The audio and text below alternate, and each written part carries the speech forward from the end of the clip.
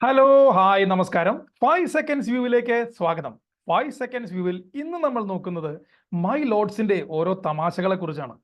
താൻ സസ്പെൻഡഡ് ആണോ അതോ ഫുൾ ടൈം ആണോ? 2024 മാർച്ച് 21-നാണ് അരവിന്ദ് കെജ്രിവാളിനെ എൻഫോഴ്സ്മെന്റ് ഡയറക്ടറേറ്റ് അഥവാ ED അറസ്റ്റ് ചെയ്യുന്നത്. അന്നു മുതൽ 10/5/2024 വരെ അദ്ദേഹം ജയിലിൽ കിടന്നുകൊണ്ടാണ് ഡൽഹിയുടെ മുഖ്യമന്ത്രി ചുമതലകൾ നിർവഹിച്ചുകൊണ്ടിരുന്നത്. മനോഹരമായി ജയിലിൽ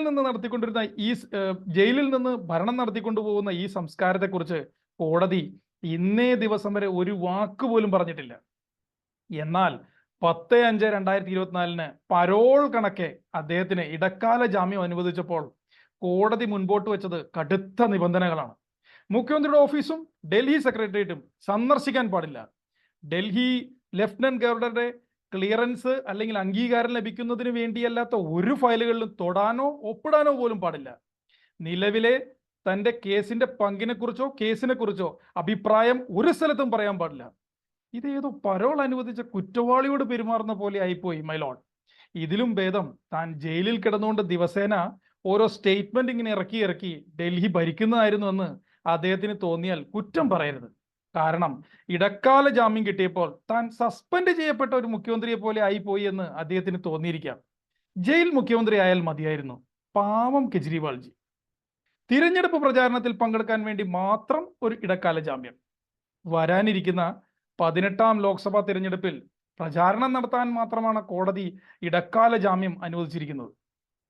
തിരഞ്ഞെടുപ്പിൽ പങ്കെടുക്കാനൊക്കെ ജാമ്യമോ പരോളോ നൽകാമെന്നത് ചിലരെയൊക്കെ ആശ്ചര്യപ്പെടുത്തുന്ന വസ്തുതയാണ്. പക്ഷേ ഇത് കേട്ട് മനസ്സിൽ ലഡ്ഡു പൊട്ടിയ മറ്റൊരു പഴയ മുഖ്യമന്ത്രി ഉണ്ടായിരുന്നു.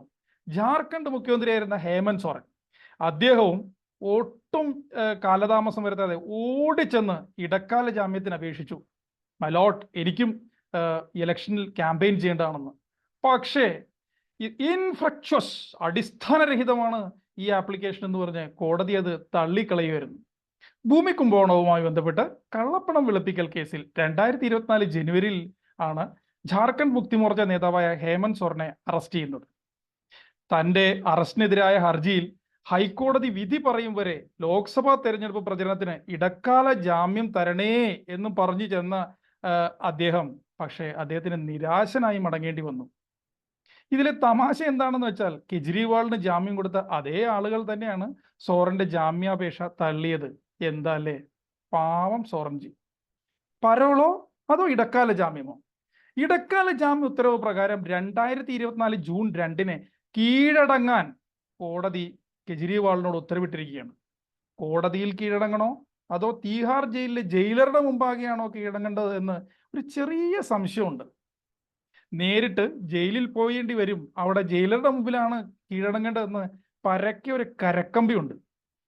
എന്നാൽ ജൂൺ 1-ന് കെജ്രിവാളിന്റെ ഷുഗർ ലെവൽ കുറയുകയും ആശുപത്രിയിൽ പ്രവേശിപ്പിക്കുകയും ഇടക്കാല ജാമ്യം നീട്ടി തരണമെന്ന പുതിയ ഹർജിയുമായി അദ്ദേഹം കോടതിക്ക് മുമ്പാകെ വരുമെന്നും എല്ലാവർക്കും അറിയാം.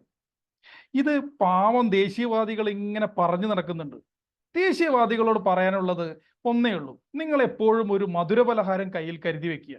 എപ്പോഴെങ്കിലും കെജ്രിവാളിന്റെ ഷുഗർ ലെവൽ കുറയുന്ന സമയത്ത് അദ്ദേഹത്തിന് ഇത് കൊടുക്കണം, അദ്ദേഹത്തെ സംരക്ഷിക്കണം. എന്ത് പറഞ്ഞാലും ജൂൺ 1-ന് മുമ്പായി അദ്ദേഹം തലചുറ്റി വീഴുമെന്നും ആശുപത്രിയിൽ പോയി അഡ്മിറ്റ് ആകുമെന്നും ഇപ്പോൾ എല്ലാവർക്കും അറിയാം. ഇനി ഒരു ജയിൽ ജീവിതത്തിന് അങ്ങേരെ കിട്ടണമെങ്കിൽ അത്ഭുതങ്ങൾ സംഭവിക്കേണ്ടി വരും. കെജ്രിവാൾ ഒത്തിരി ഇഷ്ടം, പക്ഷേ മനീഷ് സിസോദിയ, പഴയ മുഖ്യമന്ത്രിയായ KCRന്റെ മകൾ കവിത, വിജയ് നായർ, ഹേമന്ത് സോറൻ എന്നീ തുടങ്ങിയ എണ്ണിയാലൊടുങ്ങാത്ത അത്രയും ആളുകൾ എന്ത് ചെയ്യും മൈ ലോർഡ്? അവർക്കും ലോക്സഭാ തിരഞ്ഞെടുപ്പിൽ പങ്കെടുക്കണ്ടേ? രാജ്യത്തെ സംരക്ഷിക്കണ്ടേ മൈ ലോർഡ്?